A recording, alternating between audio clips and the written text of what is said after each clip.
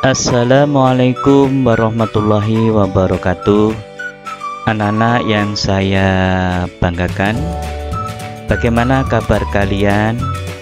Tetap semangat, jaga kesehatan dan selalu berdoa kepada Allah Subhanahu wa taala.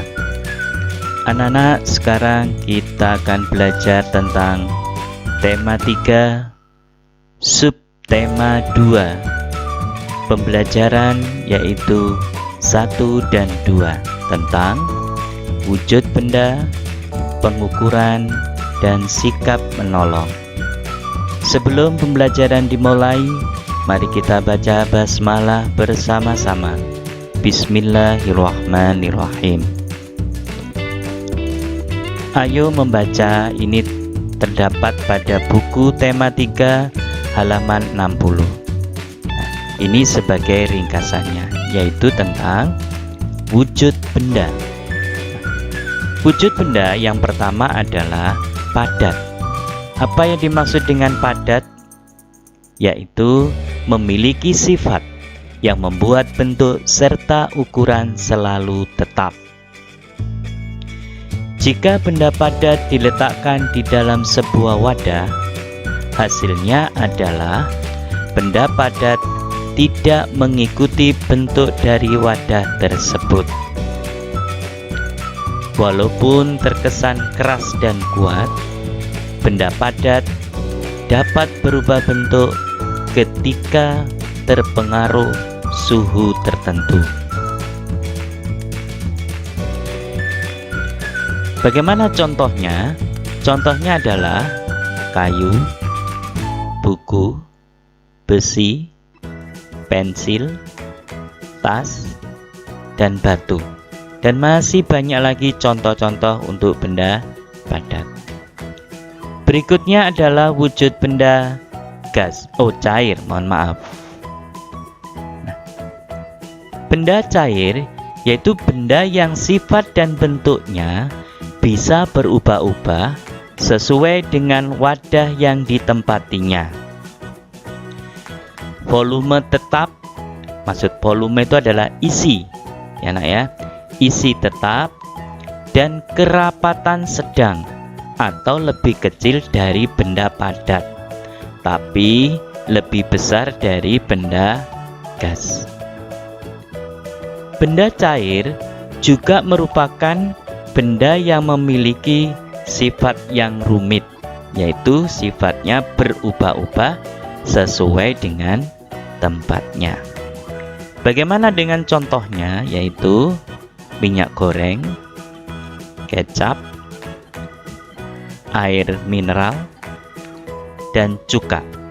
Ini sebagian contoh benda cair. Masih banyak lagi benda cair berikutnya.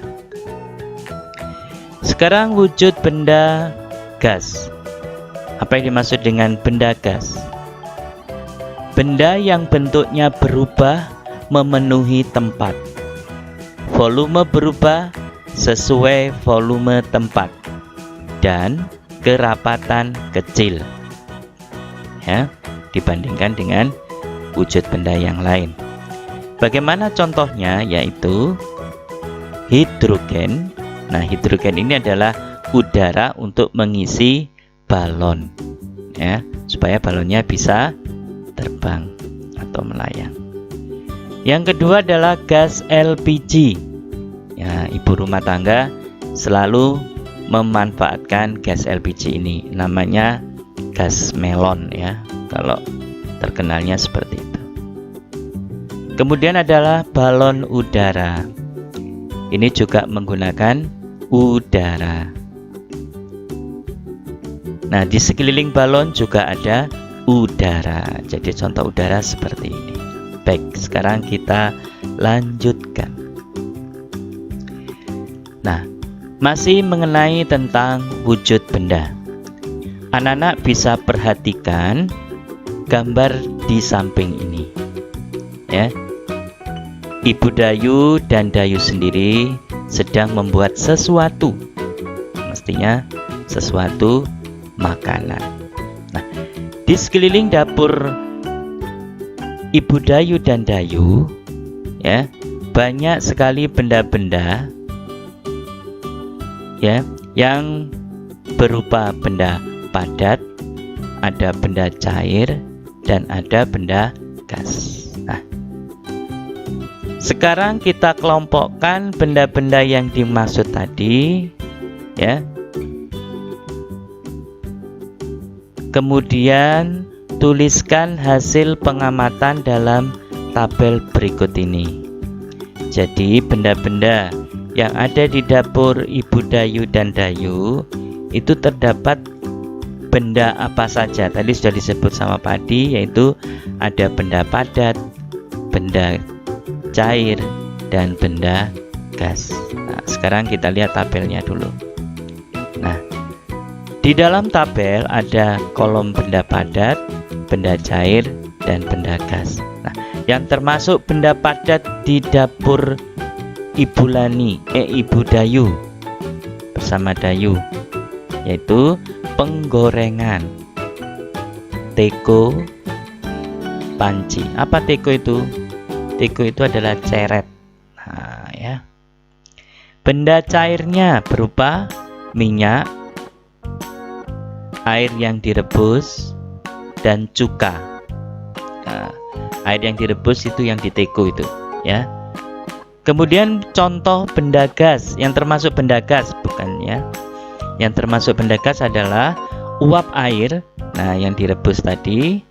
Kemudian gas untuk memasak, tentunya menggunakan LPG. Sekarang kita amati gambar lainnya, yaitu seorang ayah sedang membonceng putranya. Kebetulan pada hari Minggu bersamaan Edo juga dibonceng oleh ayahnya ke rumah nenek. Nah, Edo dibonceng ayah dengan motor. Perhatikan sekarang denah jarak ke rumah nenek berikut ini. Ya. Amati ya denah yang tadi, yang ayah Edo dan Edo tadi. Ini adalah rumah Edo. Kemudian di seberang sana jauh ada rumah nenek. Nah, di bagian di seberang jauh juga ada kebun binatang. Nah, jarak rumah Edo dan rumah nenek yaitu 5 km 300 meter atau 5 km lebih 300 meter. Rumah Edo ke kebun binatang yaitu 1523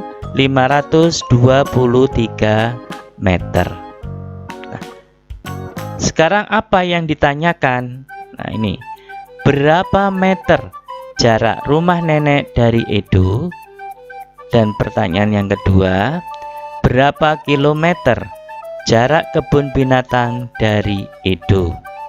Nah, sekarang kita hitung yang pertama dulu ya. Lihat cara. Yang harus kita lakukan adalah kita pisah. 5 km itu sama dengan berapa meter? Kemudian 300 meter sama dengan berapa meter? Nah, sekarang 5 km berapa meter? Nah, begini caranya. Kita buat tabel. Kemudian 5 km itu kita letakkan di kolom kilometer 5. Kemudian berjalan ke kanan. Ke arah apa? Ke arah meter dengan memberikan angka 0, 1, 2, 3 pas ke meter. Jadi berapa? 5 km sama dengan 5000 meter. Kemudian 300 meter itu sama dengan berapa meter? Meter ke meter, berarti tetap tidak berubah, yaitu 300 meter. Makanya sekarang kita jumlah dulu. Nah, ditambah meter 0, 0, Jadi ada 5.300 meter. Jadi jarak rumah nenek dari Edo adalah 5.300 meter. Nah, seperti ini ya anak-anak, caranya sama ya, seperti yang soal kemarin. Berikutnya,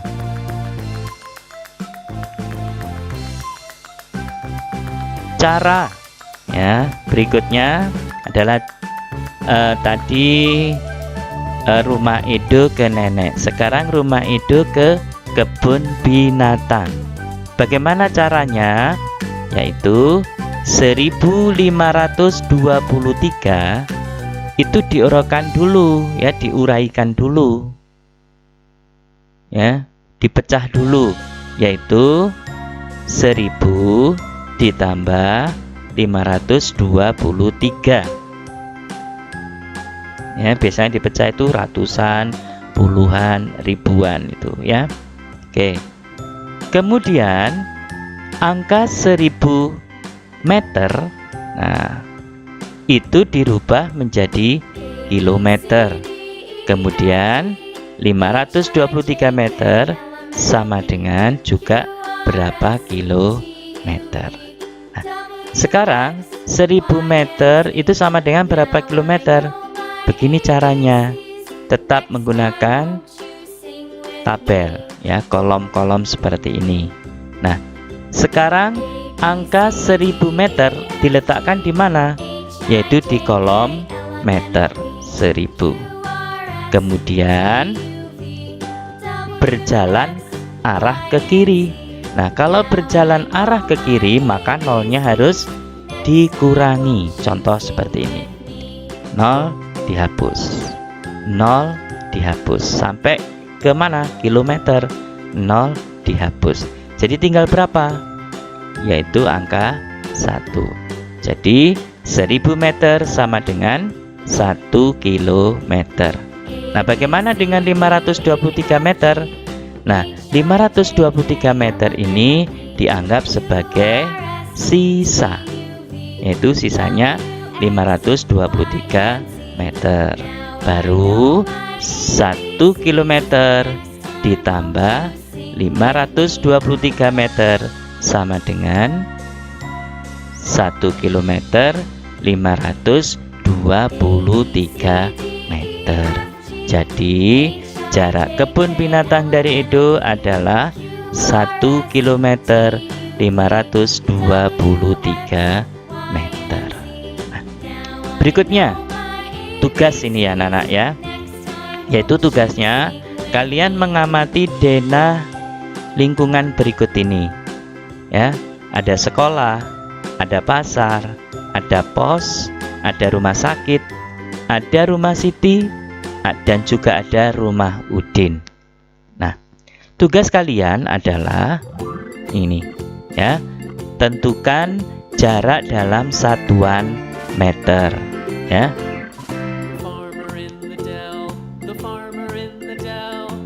Tugas ini kalian kerjakan di buku PS tema ya, di buku PS tema. Seperti biasa, kalau sudah selesai kalian foto lalu kirim ke WA ya. Insya Allah nanti yang sudah kirim saya beri biji ya, langsung saya biji. Bagaimana nak?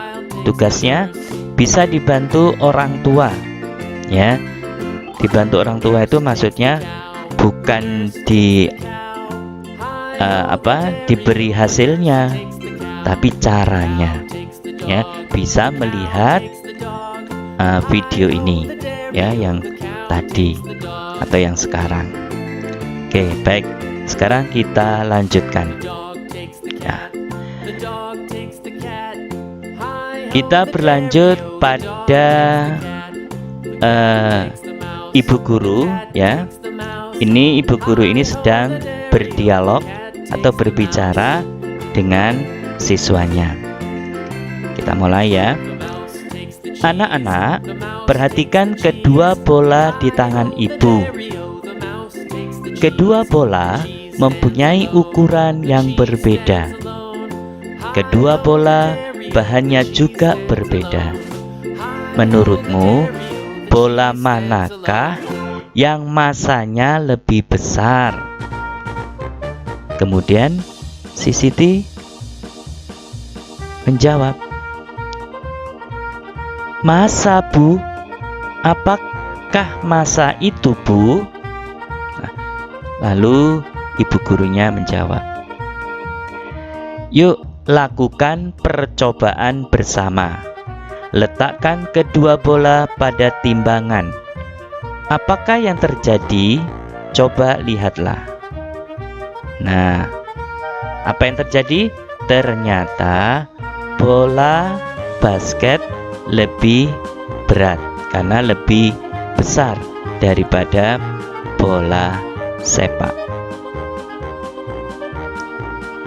Bola basket lebih berat, Bu. Benar, Lani. Bola basket bahan penyusunnya beda dengan bola plastik.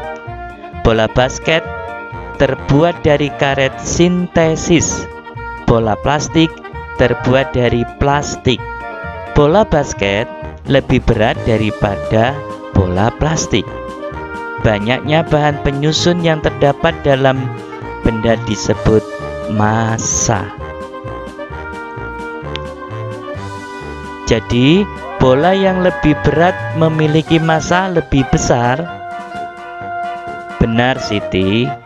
Massa umumnya diukur dengan satuan gram atau kilogram. Massa diukur dengan alat pada gambar di meja. Nah, ini menggunakan neraca. Dan ini adalah timbangan digital. Ya. Oke, sekarang baiklah anak, kita lanjutkan, yaitu kalian perhatikan pengukuran massa benda berikut ini. Ada gambar pertama, yaitu balok Y mempunyai massa yang lebih titik-titik dari balok H. Gelas ukur yang kosong mempunyai massa yang lebih titik-titik dari gelas ukur yang penuh. Yang ketiga, botol B mempunyai massa yang lebih besar dari botol A, maka botol B mempunyai berat yang lebih titik-titik dari botol A.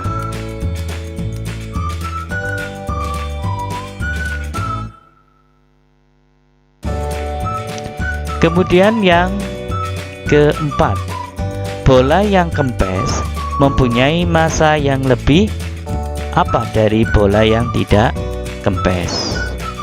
Dan yang kelima, yaitu 6 apel mempunyai massa yang titik-titik dengan satu semangka. Kalian perhatikan gambarnya. Oleh sebab itu, 3 apel mempunyai berat titik-titik dengan satu semangka. Ya, dipahami dulu. 6 apel itu apa dengan satu semangka, nanti yang 3 apel bagaimana beratnya. Oke, kita isi yang pertama dulu, yaitu berat. Ya, cukup terlihat ya di gambar, Y lebih berat. Kemudian yang kedua, ringan. Yang satu itu isinya kosong. Ya, yang kedua isinya penuh. Jadi gelas ukur yang kosong mempunyai massa yang lebih ringan. Kemudian yang ketiga, botol B mempunyai berat yang lebih berat dari botol A. Botol B mempunyai berat yang lebih besar, boleh, dari botol A. Kemudian yang keempat, bola yang kempes mempunyai massa yang lebih ringan dari bola yang tidak kempes. Sama. Nah, dilihat dari gambar, 6 apel dengan 1 semangka itu beratnya sama atau massanya sama. Oleh sebab itu, 3 apel mempunyai berat tidak sama dengan 1 semangka. Lebih berat mana? Ya 1 semangka. 6 apel sebanding 1 semangka. Ya kalau 3 apel ya tidak sebanding lagi, maka lebih berat semangka. Oke, kita lanjut. Tahukah kamu? Nah, ini adalah sebuah bacaan di mana pengertian tentang massa. Berat dan massa itu mempunyai perbedaan. Massa benda di mana-mana sama. Namun, berat benda dapat berubah-ubah tergantung gaya tarik bumi di tempat itu. Seperti gaya tarik bumi disebut juga gaya gravitasi. Contohnya, massa tubuh di bumi ataupun di bulan sama. Ya, massa tubuh di bumi atau di bulan sama. Namun, berat tubuh di bumi dengan di bulan berbeda. Berat tubuh astronot di bulan lebih ringan daripada di bumi.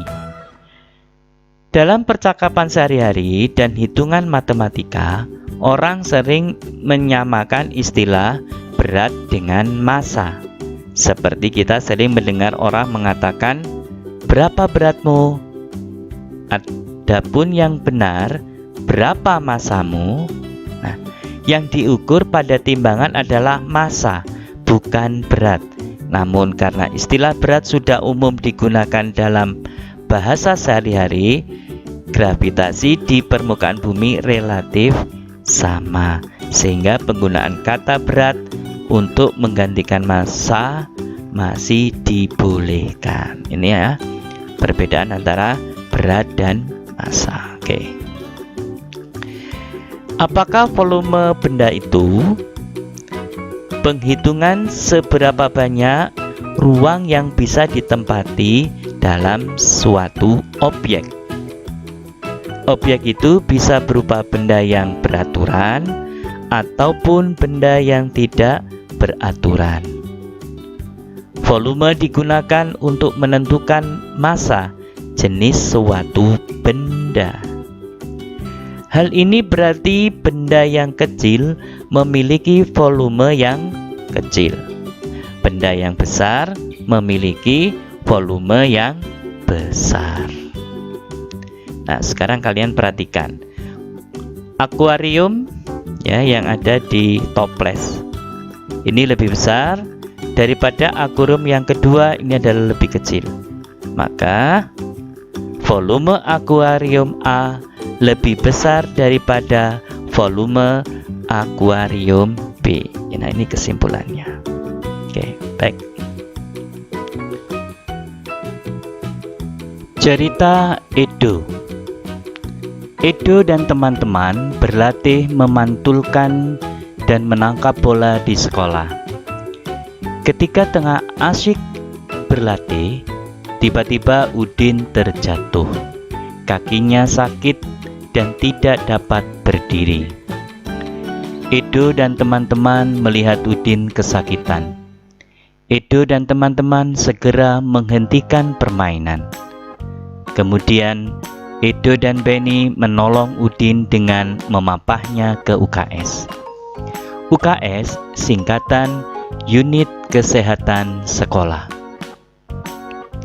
Setelah diperiksa, ibu guru menduga kaki Udin terkilir. Oleh karena itu, kakinya perlu diperiksa dokter. Perbuatan Edo dan Benny menolong Udin sangat terpuji. Semoga anak-anakku semua memiliki sikap seperti Edo dan Benny. Ya, selalu memberi pertolongan kepada orang yang membutuhkan, pertolongan kita. Mengapa kita perlu menolong orang lain? Dengan menolong orang lain berarti kita sedang menolong diri sendiri. Kita itu makhluk sosial yang tidak mungkin hidup sendirian. Ya, selalu membutuhkan orang lain. Tidak pernah tahu kapan kita membutuhkan pertolongan orang lain. Sebagai manusia, itu bukan siapa-siapa dan bukan apa-apa. Jadi kita ini adalah makhluk ciptaan Allah. Semua yang mengatur itu adalah Allah. Hanya manusia berusaha. Nah, inilah mengapa kita itu perlu menolong orang lain yang membutuhkan. Baiklah, karena pembelajaran sudah selesai, maka kita ucapkan Alhamdulillahirabbil alamin. Semoga pembelajaran hari ini bermanfaat. Bersyukur itu indah. Saya akhiri, wabillahi taufiq wal hidayah. Wassalamualaikum warahmatullahi wabarakatuh.